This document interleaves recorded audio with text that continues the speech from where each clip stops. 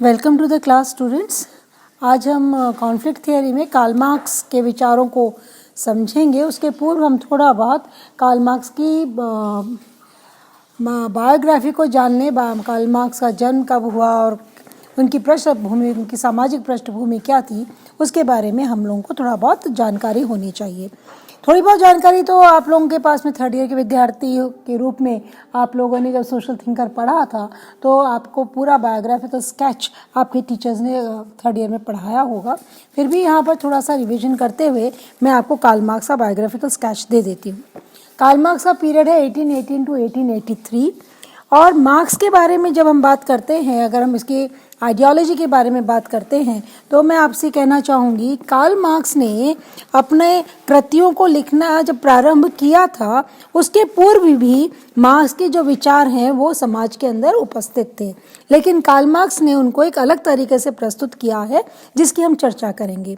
Karl Marx का जन्म 1818 में हुआ और ये एक विद्यार्थी के रूप में हीगल के प्रभाव में आए और हीगल के प्रभाव के साथ साथ ये ब्रूनो बेयर, रूग और फायरबाख के प्रभाव में भी आए। जब ये बर्लिन यूनिवर्सिटी में पढ़ने गए तो वहाँ पर ये हीगल से बहुत अधिक प्रभावित थे और वह एक ऐसा समय था जब विश्वविद्यालय के अधिकांशतः विद्यार्थी हीगल की विचारधारा से बहुत ज़्यादा प्रभावित थे और उनको यंग हेगेलियन कहकर संबोधित किया जाता था और कार्ल मार्क्स भी यंग हेगेलियन के रूप में ही जाने जाते थे। लेकिन मार्क्स ने धीरे धीरे जब उन्होंने अपना बौद्धिक विकास किया तो उन्होंने हेगेलियनिज्म जो था उसका विश्लेषण जो है एक अलग तरीके से किया। He had analysed Hegel in a very militant aesthetic form और उन्होंने हीगल के बारे में, मैंने आपसे पूर्व में भी कहा कि बाद में उन्होंने ये कहा कि हीगल अपने सर के बल पर खड़ा था, मैंने उनको अपने पैरों के बल पर खड़ा किया है। तो इस प्रकार से लेकिन द्वंद्ववाद का जो की अवधारणा है कार्ल मार्क्स के पूर्व भी बौद्धिक जगत में उपलब्ध थी और हीगल ने इसके बारे में विस्तार से चर्चा भी की है। और कार्ल मार्क्स जब विश्वविद्यालय में पढ़ रहे थे तो प्रारंभ में उन्हें विश्वविद्यालय में कोई स्थान प्राप्त नहीं हुआ, तो इन्होंने एक जर्नलिस्ट के रूप में, एक पत्रकार के रूप में कार्य करना प्रारंभ किया और इन्होंने एक पत्रिका जिसे मैंने हिंदी में भी इसको लिखा है, रिनेज़ियोट को आप एडिट करना प्रारंभ किया था और 1884 में इन्होंने वापस से पढ़ाई के लिए विश्वविद्यालय में प्रवेश लिया और पेरिस के अंदर इन्होंने अर्थशास्त्र को पढ़ना प्रारंभ किया और फिर ब्रसल्स में इन्होंने अपना अध्ययन किया और जब इनको निष्कासित कर दिया, निष्कासित कर देने के बाद में पुनः उन्होंने अपनी जब after the second attempt at political activity in 1848 cut short by the counter movement against the revolutionary action, marks resumed his studies in London, continuing it till his death. आपने देखा होगा केवल मार्क्स को ही नहीं, समय समय पर अनेक विचारकों को उनके देश से उनको निष्कासित किया जाता रहा है उनके क्रांतिकारी विचारों के कारण, और कार्ल मार्क्स इसके कोई अपवाद नहीं थे। कार्ल मार्क्स जब अपनी राजनीतिक गतिविधियों के कारण 1848 के अंदर जब उनको निष्कासित कर दिया गया, उसके बाद कार्ल मार्क्स ने लंदन में रहकर अपना अध्ययन प्रारंभ किया और जीवन पर्यंत वो वहीं अपना अध्ययन करते रहे। मार्क्स के जीवन में एक बहुत ही महत्वपूर्ण व्यक्ति आता है जिसको हम फ्रेडरिक एंजल्स के नाम से जानते हैं और इंटेलेक्चुअल वर्ल्ड में आज भी मार्क्स और एंजल्स की जैसी दोस्ती की कहीं हमें दिखाई नहीं देती है और आज भी उनकी दोस्ती को एक गर्व के रूप में, एक रोल मॉडल के रूप में देखा जाता है। मार्क्स और एंजल्स की ये दोस्ती जीवन पर्यंत चली है और ये मार्क्स से सबसे करीब केवल मित्र ही नहीं थे, ये कार्ल मार्क्स को समय समय पर स्पॉन्सर भी करते रहे हैं, उनकी सहायता भी करते रहे हैं, उनकी किताब के प्रकाशन में उनका बहुत सहयोग दिया, उनकी मृत्यु के बाद बहुत सारी किताबें प्रकाशित की। और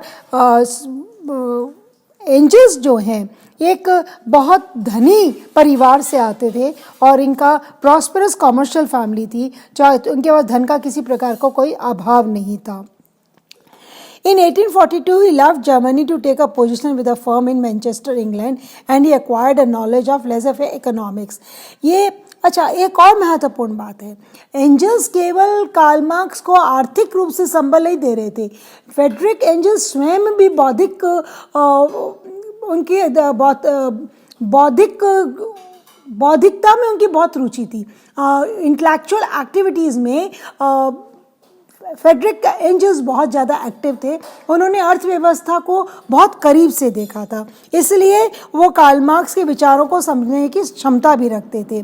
और कार्ल मार्क्स की और एंजल्स की जो दोस्ती है, पेरिस में जब ये मिले थे 1844 में, उससे में प्रारंभ होती है जो मार्क्स की मृत्यु तक चलती है। वैसे तो ये 1842 में पहले भी मिले थे, लेकिन 44 में मिलने के बाद में जीवन पर्यंत इनकी दोस्ती रही और एंजल्स ने उसका निर्वहन किया। 1849 में एंजल्स ने मार्क्स के साथ में रिपब्लिक इंसर्केशन इन बेदिन जो हुआ था, जो राजनीतिक रिवोल्यूशन हुए थे, उसके अंदर इन्होंने भाग लिया था।